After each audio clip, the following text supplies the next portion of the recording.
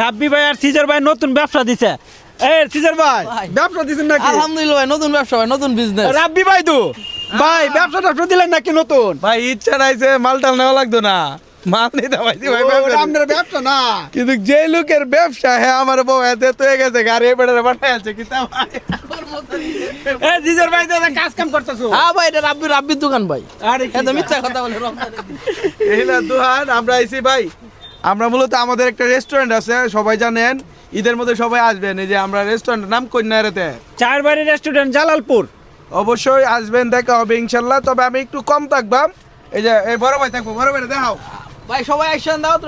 ওনার এই যে বড় ভাই। আর এই যে প্লাস্টিকের দোকান এখানে, না না এখানে তো অনেক কিছুই আছে, প্লাস্টিক আইটেমে বেশি। ভাই এই যে বড় ভাইয়ের হলো দোকান।